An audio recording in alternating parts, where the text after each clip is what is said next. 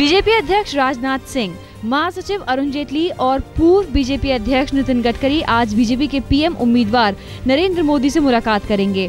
ये मुलाकात गुजरात की राजधानी गांधीनगर में शाम 5 बजे होने वाली है। दोपहर 3 बजे ये तीनों नेता गांधीनगर के लिए रवाना होंगे। मोदी से इस मुलाकात का मकसद सरकार बनाने के लिए आगे की रणनीति पर विचार करना है। नतीजों से पहले ही बीजेपी और संघ में वरिष्ठ नेता लालकृष्ण आडवाणी की भूमिका को लेकर गहन मंथन शुरू हो गया है। बीजेपी और संघ नेताओं की इस बारे में बात हुई है। संघ प्रचारक भैयाजी जोशी ने पूर्व बीजेपी अध्यक्ष नितिन गडकरी से मुलाकात कर इस बारे में चर्चा की, तो वहीं नितिन गडकरी ने पार्टी के अध्यक्ष राजनाथ सिंह से मिलकर आडवाणी की भावी जिम्मेदारियों पर बातचीत की। खबर है कि बीजेपी आडवाणी को एनडीए अध्यक्ष या फिर एनएसी की तर्ज पर कमेटी गठित कर चेयरपर्सन बनाने पर विचार कर रही है, लेकिन सवाल यही है कि क्या आडवाणी आसानी से राजी हो जाएंगे। सर्वे के नतीजों से गदगद बीजेपी ने अभी से सरकार बनाने के लिए रणनीतिक पहल शुरू कर दी है। बीजेपी में लगातार बैठकों का दौर जारी है। नतीजे के बाद ही रणनीति पर चर्चा के लिए कल पूर्व बीजेपी अध्यक्ष नितिन गडकरी ने लालकृष्ण आडवाणी से मुलाकात की, जबकि बीजेपी अध्यक्ष राजनाथ सिंह सुषमा स्वराज से मिले। पीएस संगमा ने भी नितिन गडकरी से मुलाकात की और भविष्य की भूमिका पर चर्चा की। इससे पहले संगमा नरेंद्र मोदी से भी मिल चुके हैं। नरेंद्र मोदी खुद बीजेपी के तमाम वरिष्ठ नेताओं संग बैठक कर चुके हैं। छत्तीसगढ़ के मुख्यमंत्री रमन सिंह से भी मोदी की मुलाकात हो चुकी है। महाराष्ट्र बीजेपी के नेता भी आज बैठक कर आने वाले नतीजों के बाद की रणनीति पर चर्चा करेंगे। साथ ही महाराष्ट्र विधानसभा की आगामी चुनावी रणनीति पर भी विचार होगा। ये बैठक सुबह 10 बजे बुलाई गई है। बीजेपी के यूपी प्रभारी अमित शाह पोस्ट पोल सर्वे में दिखाए गए यूपी के नतीजों को लेकर बेहद खुश हैं। आत्मविश्वास से भरे अमित शाह का कहना है कि अगर पार्टी चाहेगी तो वो यूपी में विधानसभा चुनाव की भी कमान संभालने को तैयार हैं। बीजेपी में मोदी के दिल्ली सिंहासन पर राज तिलक की तैयारी हो रही है, तो वहीं गुजरात में उनके उत्तराधिकारी की भी तलाश तेज हो गई है। मोदी ने कल खुद गांधीनगर में बीजेपी विधायकों की बैठक बुलाकर इस पर चर्चा की। सूत्रों के मुताबिक इस बैठक में मोदी का उत्तराधिकारी चुनने के लिए जमकर माथापच्ची की गई। सूत्रों के मुताबिक गुजरात बीजेपी ने सीएम पद के लिए जिन नामों पर चर्चा की, उनमें राजस्व मंत्री आनंदी पटेल का नाम सबसे ऊपर है, लेकिन सीएम की रेस में भीखूभाई दलसानिया और गुजरात के वित्त मंत्री नितिन पटेल भी हैं। साथ ही मोदी के करीबी माने जाने वाले वजुभाई और ऊर्जा मंत्री सौरभ पटेल भी सीएम पद की रेस में शामिल बताए जा रहे हैं।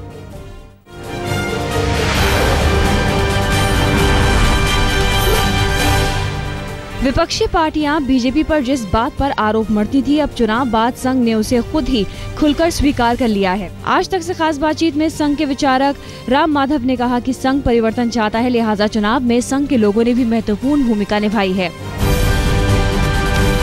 देश में वोटिंग परसेंटेज व्यापक बढ़ा। इस बार कई राज्यों में वोटिंग परसेंटेज बढ़ा। उसमें कुछ श्रेय आपको संघ को भी देना पड़ेगा, क्योंकि हमने विशेष एक प्रयास किया कि वोटिंग के दिन वोटर जरूर वोट करने जाए। 16 मई को मतगणना के दिन क्या करेंगे मोदी? सूत्रों के मुताबिक नरेंद्र मोदी ने इसकी पूरी प्लानिंग कर ली है। वो 12 बजे तक गांधीनगर में अपने आवास पर रहकर चुनावी नतीजों पर नजर रखेंगे। नतीजों की तस्वीर साफ होती ही वो गुजरात बीजेपी के दफ्तर पहुंच जाएंगे और 2:30 से 3 बजे के करीब मोदी गांधीनगर से दिल्ली के लिए रवाना हो जाएंगे। चुनाव खत्म होते ही बीजेपी को पीएम मनमोहन सिंह अच्छे लगने लगे हैं। बीजेपी नेता अरुण जेटली ने प्रधानमंत्री मनमोहन सिंह की तारीफ करते हुए उन्हें सयाना राजनेता बताया। जेटली ने पीएम मनमोहन सिंह की कार्यशैली को जमकर सराहा और कहा कि वो हर मुद्दे पर तैयारी के साथ ही बात करते हैं। नई सरकार का काउंटडाउन शुरू होते ही मौजूदा वित्त मंत्री पी चिदम्बरम अपने मंत्रालय का काम फटाफट निपटाने में जुटे हुए हैं। इस सिलसिले में वित्त मंत्री पी चिदम्बरम ने कल सरकारी बैंकों और वित्तीय संस्थानों के प्रमुख के साथ बैठक की।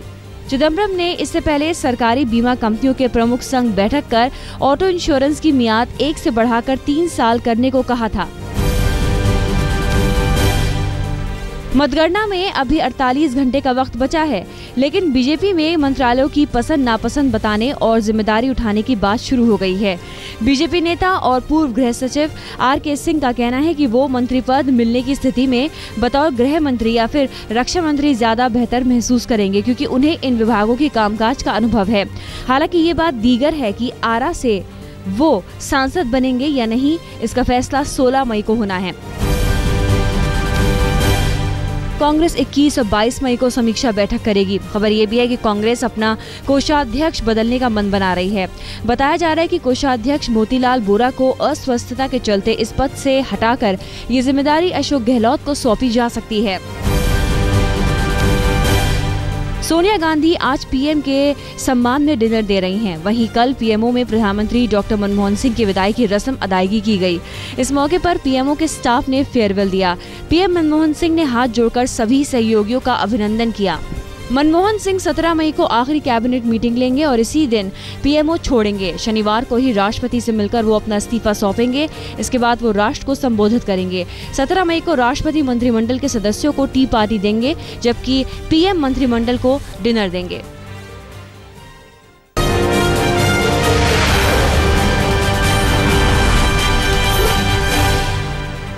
लेफ्टिनेंट जनरल दलबीर सिंह सुहाग देश के नए सेनाध्यक्ष होंगे। रक्षा मंत्रालय ने दलबीर सिंह के नाम की सिफारिश की थी, जिससे प्रधानमंत्री मनमोहन सिंह की अध्यक्षता वाली कैबिनेट की नियुक्ति समिति ने मंजूरी दे दी है। वर्तमान सेनाध्यक्ष जनरल बिक्रम सिंह का कार्यकाल 31 जुलाई को खत्म हो रहा है। उसके बाद सुहाग कार्यभार ग्रहण करेंगे। नए सेनाध्यक्ष की नियुक्ति पर सरकार की हड़बड़ी पर बीजेपी नेता और पूर्व सेनाध्यक्ष जनरल वी.के. सिंह ने अनैतिक कदम करार दिया है।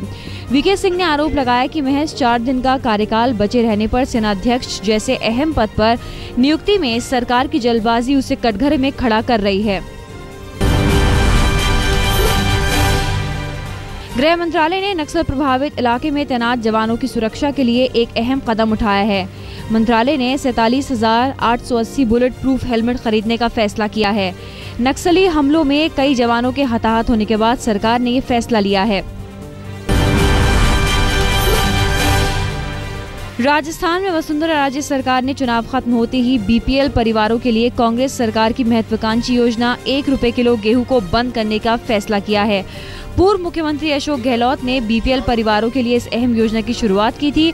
वसुंधरा सरकार की दलील है कि इस योजना से लोगों को कोई फायदा नहीं हो रहा।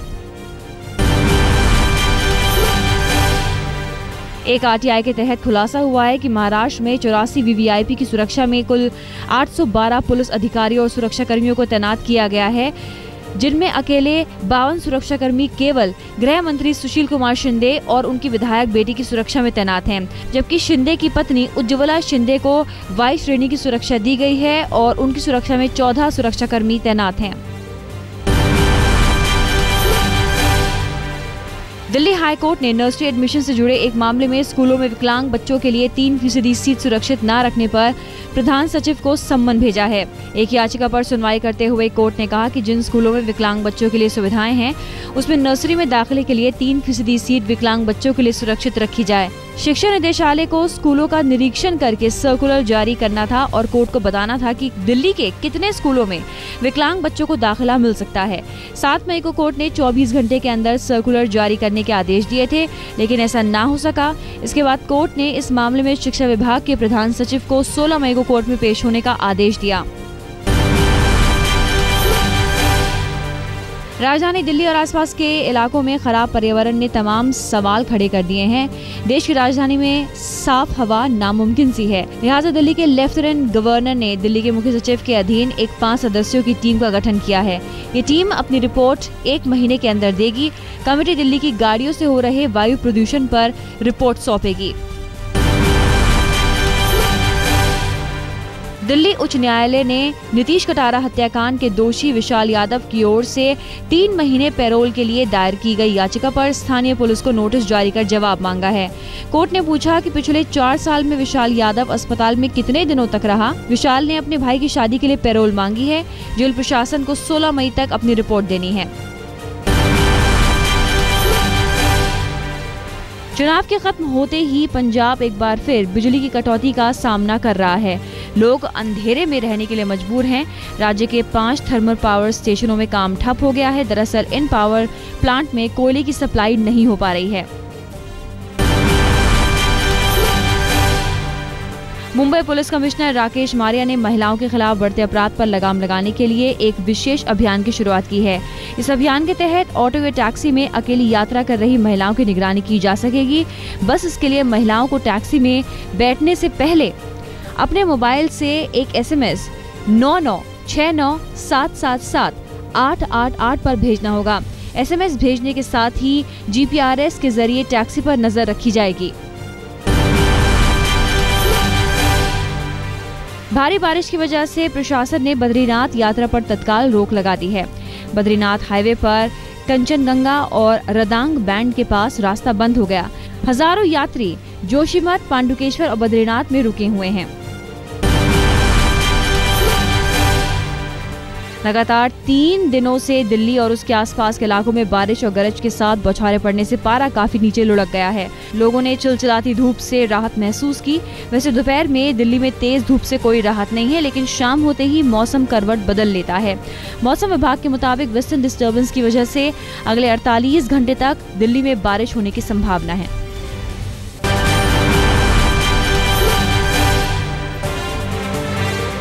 दिल्ली के द्वारका में हुए एक सड़क हादसे में 2 बाइक सवारों की मौके पर ही मौत हो गई और एक शख्स घायल हो गया। हादसा उस वक्त हुआ जब द्वारका सेक्टर 13 में तेज रफ्तार इटियोस कार अनियंत्रित होकर 2 मोटरसाइकिलों से जा भिड़ी। पुलिस ने कार चालक को गिरफ्तार कर लिया है। कर्नाटक की मैंगलोर लोकसभा सीट से बीजेपी उम्मीदवार नलिन कुमार कटिल के खिलाफ पुलिस ने FIR दर्ज की है। कटिल पर मुंबई के एक बिजनेसमैन ने अपनी पत्नी से अवैध संबंध होने का आरोप लगाया है। साथ ही खुद को धमकी दिए जाने की शिकायत दर्ज कराई है। हालांकि खुद कटिल ने शिकायत की है कि साजिश के तहत उनकी छवि खराब करने का प्रयास किया जा रहा है। दिल्ली के सीमापुरी में 23 साल की युवती ने एक कारोबारी पर बलात्कार का आरोप लगाया है। दर्ज रिपोर्ट में राजीव अरोड़ा नाम के कारोबारी पर अश्लील वीडियो बनाकर धमकाने का भी आरोप है। पीड़ित के मुताबिक आरोपी ने कोल्ड ड्रिंक में नशीला पदार्थ मिलाकर गाड़ी में रेप किया। पुलिस आरोपी को अब तक नहीं पकड़ सकी है। दिल्ली पुलिस के मुताबिक एक ऐसा सीरियल रेपिस्ट गिरफ्त में आया है जिसने 10 महीने में 8 महिलाओं से बलात्कार किया था। आरोपी के साथ 2 साथी भी पुलिस के हत्थे चढ़े हैं। पुलिस का कहना है कि आरोपी ने कुल 24 आपराधिक मामलों में शामिल होने की बात कबूल की है। मुंबई में एक टीवी एक्ट्रेस के साथ रेप की सनसनीखेज वारदात सामने आई है। खबर के मुताबिक तंत्र विद्या के नाम पर मेहड़ा में एक तांत्रिक ने 27 साल की अभिनेत्री के साथ बलात्कार किया और 26 लाख रुपए भी ऐंठ लिए। बिहार में पटना से सटे फतुहा में कुछ बदमाशों ने कैश वैन से 1 करोड़ से ज्यादा रकम लूट ली। वैन कैश लेकर पटना से मुंगेर जा रही थी। वैन से तभी बदमाश रकम लूटकर फरार हो गए। पुणे के खड़की इलाके से विश्व हिंदू परिषद से संचालित होने वाले एक स्कूल में शराब और जुए खेलते पाए गए कुछ लोग। दरअसल central armed fighting vehicle department के करीब 200 कर्मचारी प्रशिक्षण के लिए स्कूल में ठहरे थे। इस दौरान इनमें से कुछ लोगों ने खुलेआम शराब पी और जुआ खेला। यूपी के बहराइच जिले के नानपारा क्षेत्र में एक अनियंत्रित बोलेरो ने एक ही परिवार के 7 लोगों को कुचल दिया। पुलिस के मुताबिक इनमें से 6 लोगों की मौत हो गई है। पुलिस ने बोलेरो चालक को गिरफ्तार कर लिया है। मारे गए सभी लोग विवाह कार्यक्रम में शरीक होने जा रहे थे।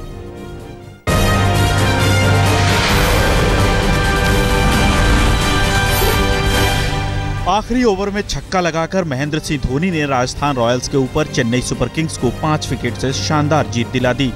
जीत के लिए 149 रन का पीछा करते हुए चेन्नई सुपर किंग्स को आखिरी ओवर में 12 रनों की दरकार थी। जेम्स फॉकनर के आखिरी ओवर की दूसरी गेंद पर छक्का मारकर धोनी ने लक्ष्य को आसान बना दिया। 1 गेंद रहते चेन्नई ने जीत हासिल कर ली। 16 गेंद पर 26 रन बनाकर धोनी नाबाद रहे। चेन्नई की जीत के हीरो ऑलराउंडर रविंद्र जडेजा रहे। जडेजा ने कसी हुई गेंदबाजी करते हुए 4 ओवर में सिर्फ 18 रन देकर 2 विकेट लिए। इसके अलावा जडेजा ने बल्लेबाजी करते हुए 6 गेंदों पर नाबाद 11 रन बनाए। टॉस जीतकर पहले खेलते हुए राजस्थान रॉयल्स की टीम ने 8 विकेट पर 148 रनों का स्कोर खड़ा किया। राजस्थान की तरफ से कप्तान शेन वॉटसन ने 36 गेंदों पर 51 रन बनाए। ओपनर अंकित शर्मा ने 30 और स्टुअर्ट बिन्नी ने 22 रन बनाए। राजस्थान पर शानदार जीत से चेन्नई सुपर किंग्स की टीम अंक तालिका में टॉप पर पहुंच गई है। 10 मैचों में चेन्नई ने सबसे ज्यादा 8 मैच जीते हैं। 10 मैचों में 6 मैच जीतकर राजस्थान की टीम तीसरे नंबर पर है। 9 मैचों में 7 में जीत दर्ज कर पंजाब की टीम दूसरे स्थान पर है। कल खेले गए आईपीएल के दूसरे मैच में रॉयल चैलेंजर्स बैंगलोर ने दिल्ली डेयरडेविल्स को 16 रनों से हरा दिया। बैंगलोर की टीम ने पहले खेलते हुए 4 विकेट पर 186 रनों का विशाल स्कोर खड़ा किया था। जवाब में दिल्ली की टीम 7 विकेट पर 170 रन नहीं बना पाई। बैंगलोर की जीत के हीरो रहे युवराज सिंह। युवराज ने एक बार फिर विस्फोटक बल्लेबाजी करते हुए 29 गेंदों में नाबाद 68 रन बनाए, जिसमें शानदार 9 छक्के शामिल हैं। डिविलियर्स ने 17 गेंदों पर 33 रन बनाए। आईपीएल में रॉयल चैलेंजर्स बैंगलोर की कप्तानी कर रहे विराट कोहली के ट्विटर अकाउंट पर फॉलोअर्स की संख्या 30 लाख के पार कर गई है। एक विज्ञापन कंपनी की तरफ से जारी आंकड़ों के मुताबिक ट्विटर पर कोहली के 31 लाख फॉलोअर हैं, जबकि फेसबुक पर उन्हें फॉलो करने वालों की तादाद पिछले महीने ही करीब 1 करोड़ के पार कर गई थी। आईपीएल का फाइनल मैच मुंबई के वानखेड़े स्टेडियम से चिन्नास्वामी स्टेडियम बैंगलोर शिफ्ट करने के खिलाफ मुंबई क्रिकेट संघ की आपत्ति पर आईपीएल गवर्निंग काउंसिल ने अपना फैसला सुरक्षित रखा है। बीसीसीआई आईपीएल के अंतरिम अध्यक्ष सुनील गावस्कर ने कल ये जानकारी दी। हालांकि उन्होंने इस बात का खुलासा नहीं किया कि फैसला कब होगा। गौरतलब है कि एमसीए अध्यक्ष शरद पवार ने चिट्ठी लिखकर फाइनल की जगह बदलने की वजह पूछी थी। हैदराबाद सनराइजर्स की टीम के खिलाड़ियों ने एक चैरिटी मैच में हिस्सेदारी करते हुए कैंसर पीड़ित बच्चों के साथ क्रिकेट खेली। टीम के कप्तान Shikhar Dhawan, Dale Steyn, Darren Sammy, Bhuvneshwar Kumar और इरफान पठान इस चैरिटी मैच में शामिल हुए।